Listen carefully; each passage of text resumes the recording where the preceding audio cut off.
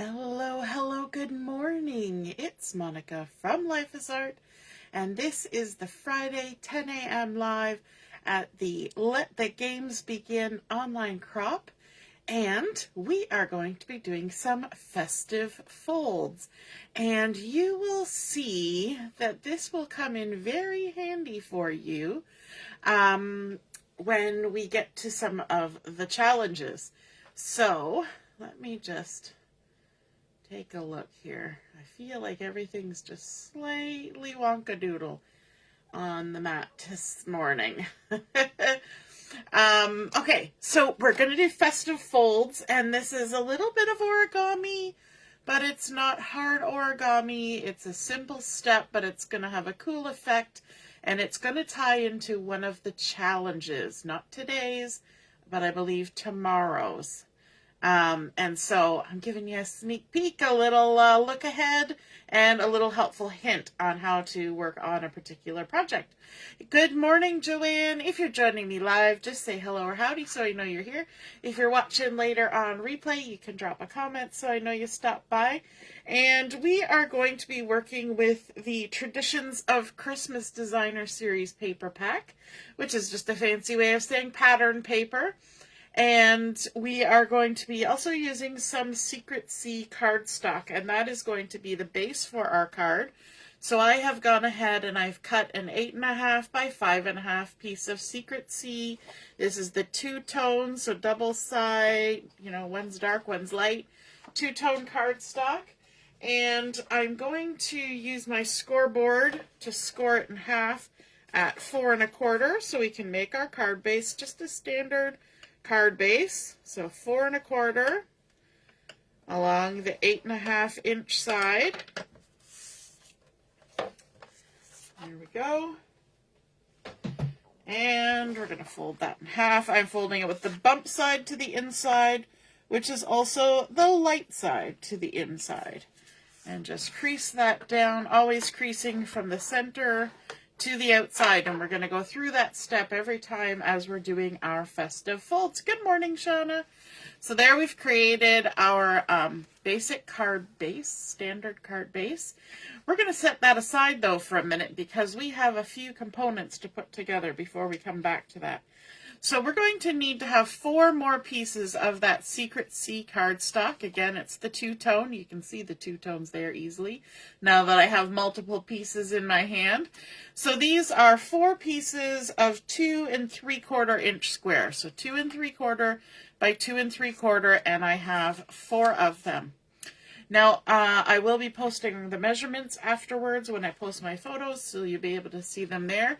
But we're also going to bring in some of that designer series paper from the Traditions of Christmas. And this is one that has a nice small floral on it, and it's got that beautiful gold foiling. This is a specialty paper pack because of that gold foiling. The back side is this red dot, and that's going to come into play as well. So, but we're going to start out with 4 pieces of this that are 2 5/8 square. And 5/8 is halfway between 2.5 and 2 3/4. So that line that's right in between the half and the 3/4, that is 5/8. So these are 2 5/8 inch square. And what that's going to do is when we center them on our Secret C cardstock, we're going to be left with a tiny little sort of 1/16 of an inch Secret C border all the way around the outside, which is going to look beautiful. So we're going to take those 4 designer series papers and we're going to adhere them to our cardstock. And I'm going to use liquid glue for this. Now, I don't often use liquid glue for certain adventures, but for this certain adventure I am going to. So I'm going to put just a light bit of glue on there and center it on here. And the one good thing about liquid glue is it does give you half a second to make any adjustments if you need to. I always like to pick it up because it's on the dark mat, and sometimes you kind of lose the edge of your dark paper on the dark mat. So we're just taking those 2 5/8 inch squares of the beautiful gold foiled florals from the Traditions of Christmas, and we're applying them to our 2 3/4 inch Secret C. And I'm making sure that I get a decent amount of coverage with the glue, not a thick layer, but making sure that I get it everywhere, because this little square, or these little squares, are going to get folded. And so we want, though, to make sure that those two papers are stuck well together. Okay, that's the key point. Hey, Mom, good morning. And Deborah's here too. Hello, Laura. Good morning, everyone. I hope you're excited for another day of crafting and game shows. We've done board games in the past, so this time we decided, let's do game shows. It's kind of one of those cold weather things, right? You can stay indoors and watch a fun trivia game or something, or play a game. And it works well this time of year, especially in Canada, when we get a little bit colder weather, right? So I'm just making sure that these are well pressed down with the glue. And you're probably thinking to yourself, my, those are awfully large to fit on a standard size card. But like I said, we're doing some festive folds, and so we're going to make these fit with a little bit of folding. Let me just line that up, and then I'll keep talking. Somebody who has received the challenges ahead of time because they were going to be traveling or whatever, they saw the one challenge that this particular one is referencing, and they were like, ooh, that looks difficult. So I thought, you know what, I will go ahead and do it and show you, and then it won't seem so difficult, hopefully. Okay, now we're going to need to do some scoring on these little squares, and so I'm going to bring in my scoreboard, and I would recommend a scoreboard for this process, just because the trimmer can be a little awkward for some of this. Now, the first bit, I'm not technically scoring, I'm marking, but I don't want to mark with a pencil. I want to mark with my stylus. So what I'm going to do is along every single side, I'm going to mark at 1 3/8. And 1 3/8 is right between 1 1/4 and 1 1/2. It's the line or the groove right in between. So 1 3/8. That's not to say that you couldn't do this with a pencil. You could totally do this with a pencil, and if it makes it easier for you to see where you've marked, then go ahead and use a pencil. So we're marking every side at 1 3/8, right between that 1 1/4 and 1 1/2, just right on the edge, a little tiny mark. I don't even know if you'll be able to see that little divot that I have made, but we're going to do that to all of them. So 1 3/8, 1 3/8 all the way around. Did I mark any ahead of time? I did not, so you're going to watch me do them all. 1 3/8, and the last one, 1 3/8. There we go. That's 2. All right, I'm going to speed up here if I can. Go quicker. How's the weather your way? Who's getting snow? We were only getting teeny little, just floating in the air snow here when I was coming home from taking my daughter to school. But we're supposed to get a bit more wind today. And so I think it was just when I just checked, it was -9 and minus like 14 with the wind chill so far. Yeah, my daughter's coming home on the bus today. Unless my hubby decides that it's too cold, and then he might go and pick her up because he's home today. All right, now what we want to do is we want to score between the two marks on some sides here. So on my scoreboard, I have marked, if you can see it there, I have marked my 6-inch line with a Sharpie marker so that I can see from top to bottom that dark line all the way down. And so all I have to do is line my one dip and my other dip in that trough, and then I can just score on the diagonal from one side to the other. Okay? And then I can turn and do the same thing. I'm going to line up my 2 marks in there and then score from one side to the other. And you're probably thinking, wouldn't it be easier to score on the side that doesn't have the pattern paper? And yes, it probably would. However, I want to fold this with the bump side to the inside, and my paper is going to be on the outside. So, that's just how I'm doing it. We're scoring right through 2 layers. So you do have to be a little careful. It sometimes helps to use the smaller end of your stylus for that, because there's a big end and a small end. And when you've got 2 layers of paper, the small one seems to find the groove a little easier than the large one. And just line and score all your way around all of these. And I know this is going to take a little minute, so if you're watching live, you know, get up and stretch, or take a sip of your drink, or chat with me in the comments. Tell me how it's going. Shauna says she's getting snow. That's because you're norther than me. And what else? Laura says it's sunny and no snow. So Shauna, if you don't have a scoreboard, then you do what I did before I had a scoreboard. If you have a trimmer that scores, you can use that. And otherwise, you use a ruler and a scoring tool, or a bone folder, or a ballpoint pen that has no ink left in it, or a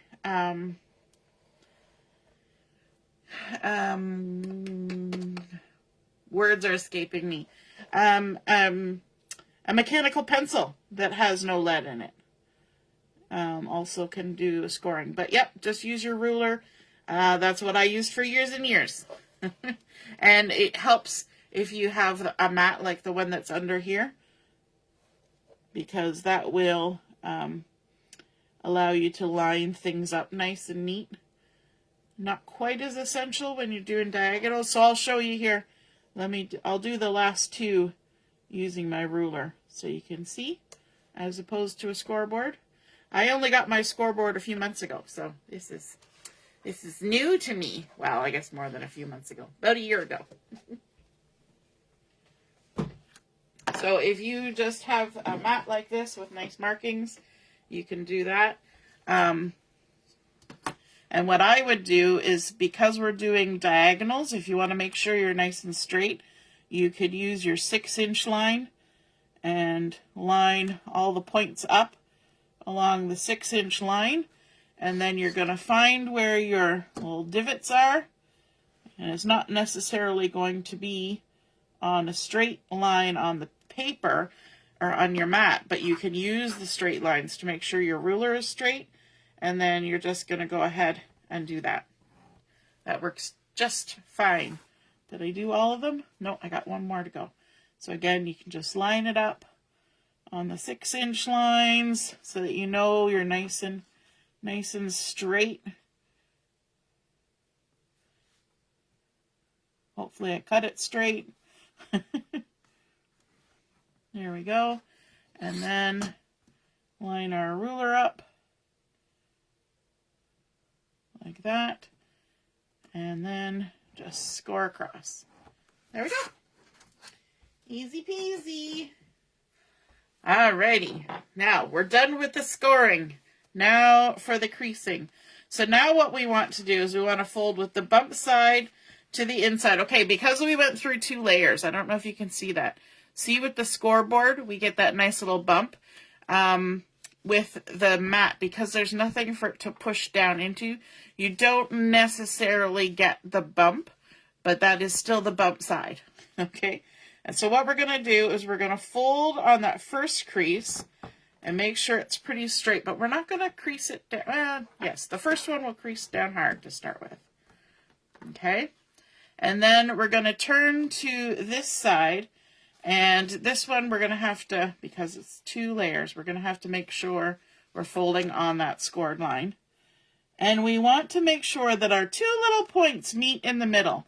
And so this second one, you may need to nudge it a little bit to adjust to make sure that those 2 points meet in the middle. Okay, now before we go too far, I want to bring in my last square series here, and I've got 4 of these that have been cut to 1 3/4, and it's the back side of the paper we're already using.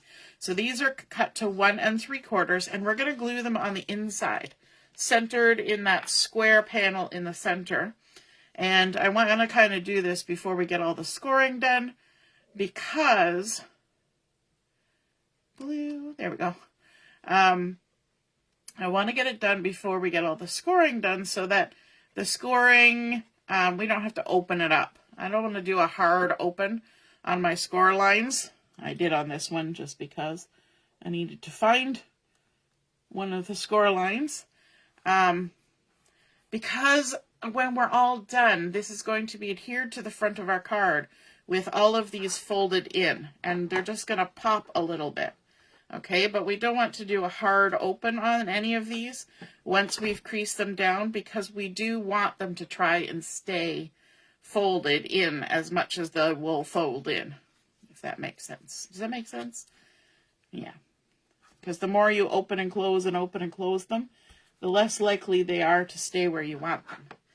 And then the next one, we fold it into the center, and it should line up nicely.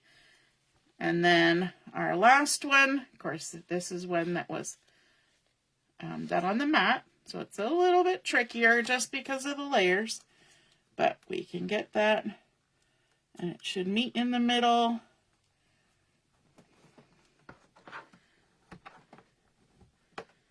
And there we go. So now we're going to leave this just like that. And as it kind of relaxes, it'll open up a bit, and you'll see that red kind of popping through from the inside.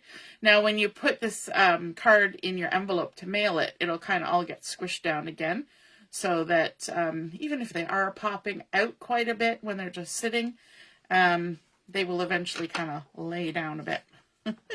Okay, we're going to attach all of these on the insides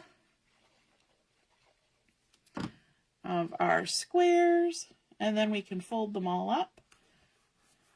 So it's not hard folding, it's just a matter of making the score line and then folding. It's not like we're making very intricate origami, but it looks pretty when it's all done and put together.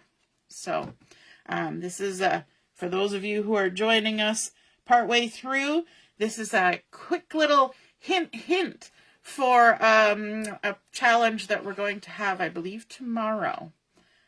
So this is your instructions on how to do it.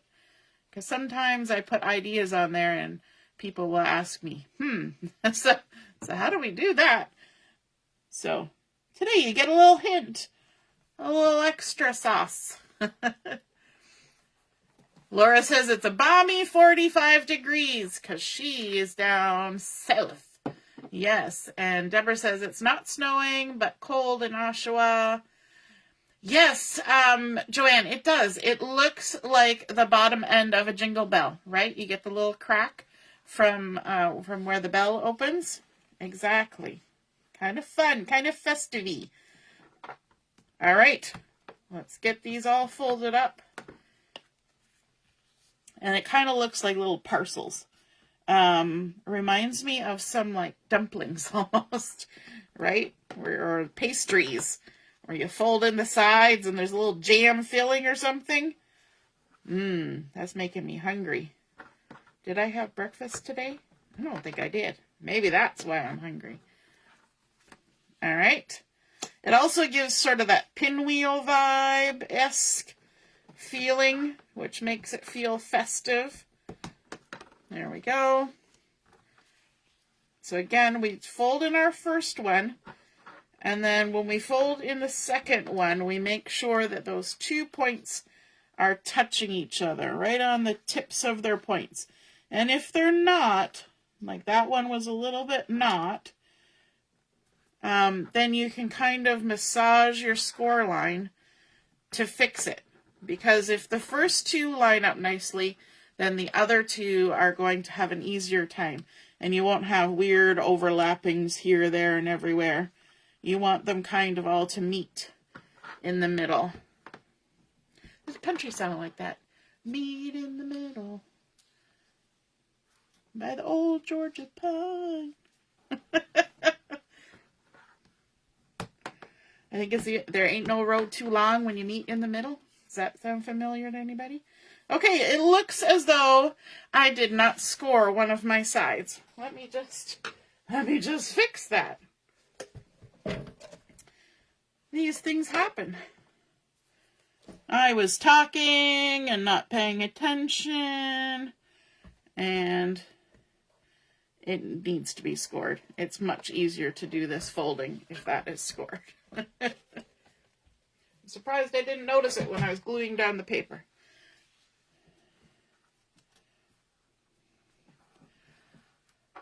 All right, last one. And also, because we've got a couple layers of paper there, got to go to the opposite. You do find that you do have to really like crease it down, okay? I'm putting good pressure on with my bone folder there. And you probably want to use something other than, I know a lot of people use their fingernail to crease. You probably don't want to do that when you got a couple layers, especially when one of them is cardstock. That's a little bit too much. All right. Whew. That was a workout. Let's bring in our card base. Now what we're going to do with these four is we're going to line them up on our card, and we should have a lovely amount of border all the way around. If we wanted to, we could cut a piece of something to go under here.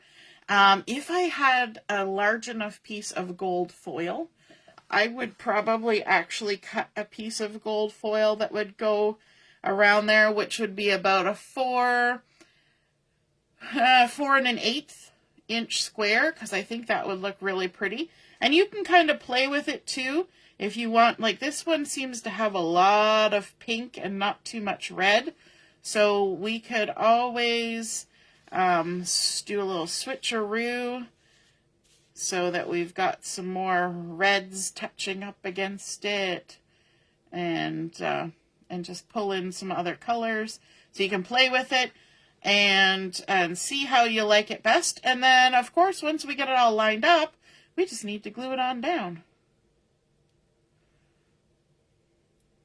So it's a little bit of playing. I need to shift a little bit that way just to get it lined up. And I guess that's where having another layer of something underneath would help. Yeah, I think that looks good. And of course I moved it when I took this one away. So let's go ahead and glue this down. You want to make sure you get glue right into those corners without smooshing everywhere, just to make sure it's all stuck down good and solid.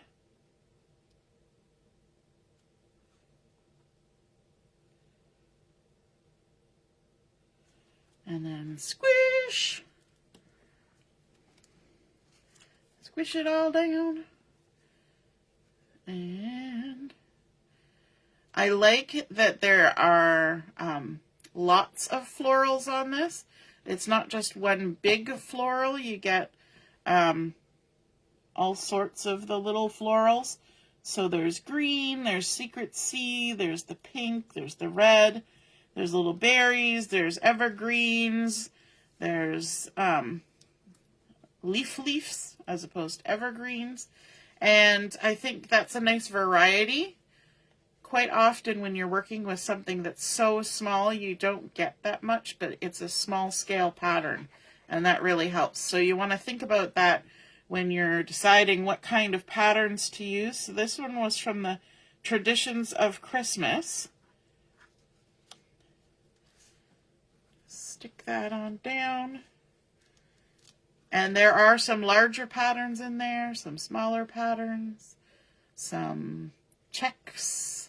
In fact, I thought about putting a check on the inside, and then I opted for the dot because it's even smaller kind of thing. And the fun thing about this is we started out with a square, we folded it into another smaller square, but then because of the angles and because we used a dark contrasting cardstock, we get kind of this diamond pattern going, and then you get the little peaks inside of the red popping through. So, thinking of the red, we are going to add a little bit more red on here because we need to jazz up the bottom of our card. So I have a piece of this pattern from the paper. So this is monochromatic. It's just got the reds on there and the gold foiling, and it's a larger scale pattern. And so we're going to stick that across the bottom. So this has been cut to 4 1/4 by 1 1/4. And so it's going to go from side to side all the way across our card. And it's going to fit in the space at the bottom. Just like that.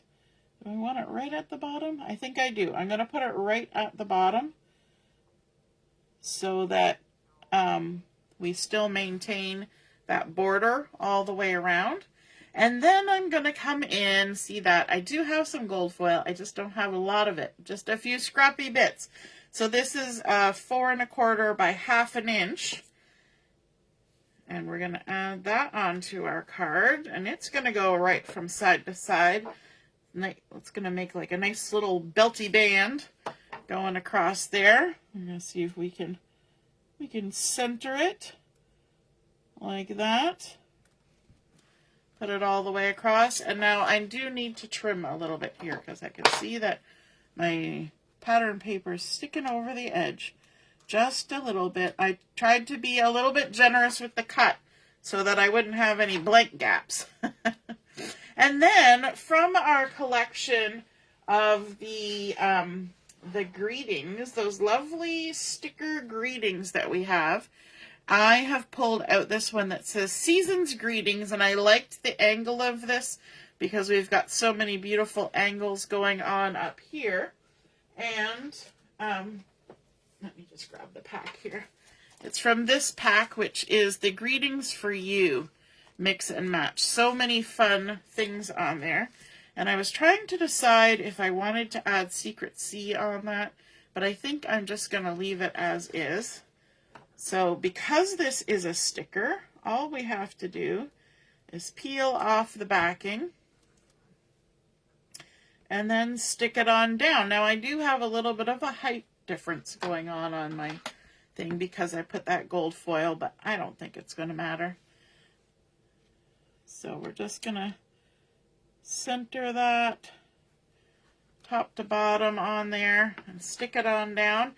And then I think this calls for some bling, and I think we're going to have to go with our gold sequins because, you know, we're just doing that kind of thing.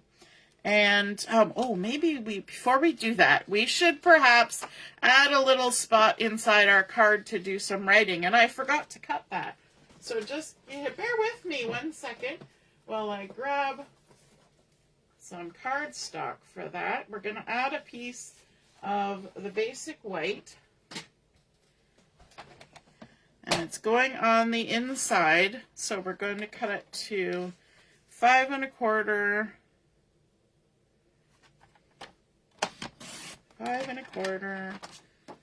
by 4 inches. Can't pay it up. 4 inches.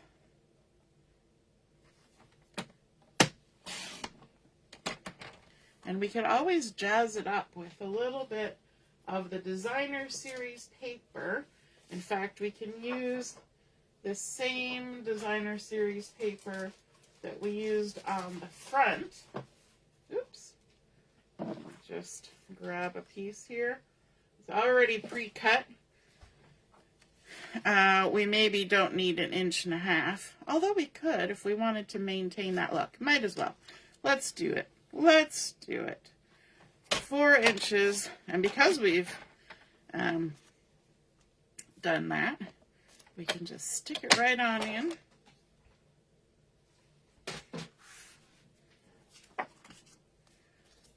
We'll add this first.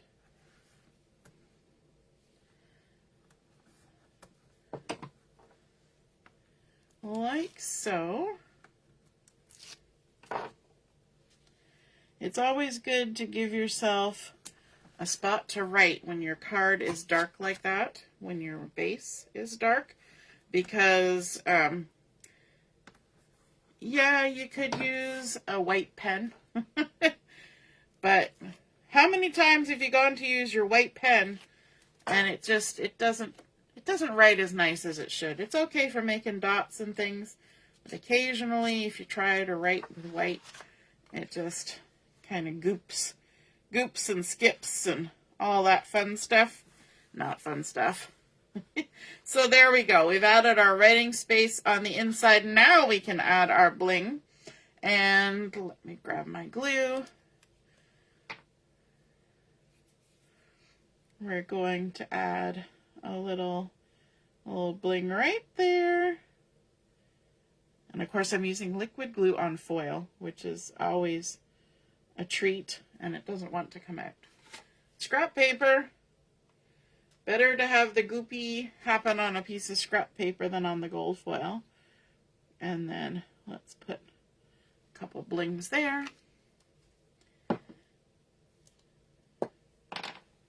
So let's grab this guy right there. That guy. Let's see if I can find a wee little guy. Is that the same as that one? Yep, that's what I thought. So now I need a medium. Is that a medium? No, that's the same too. They're all shining in the light from my lights, and I can't. Gotta bring them closer to my face. There we go. A medium. And a wee guy. There we go. Easy peasy. So that is our helpful little tips on how to create the card that's going to show up, I believe, in the challenge tomorrow. And I will post all the measurements and everything, so you'll be able to do that.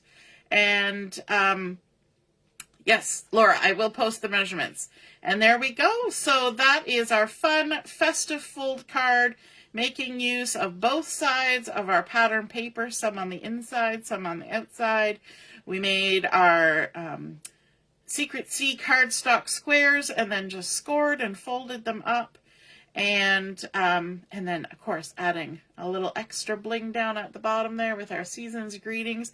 I think it looks really fun and festive, and I hope you enjoyed seeing that come together and to get a few little tips for the challenge tomorrow. All right, have a wonderful rest of your morning, and we will be on at 11:30 for Chat and Craft. We'll see you then. Toodaloo. Bye.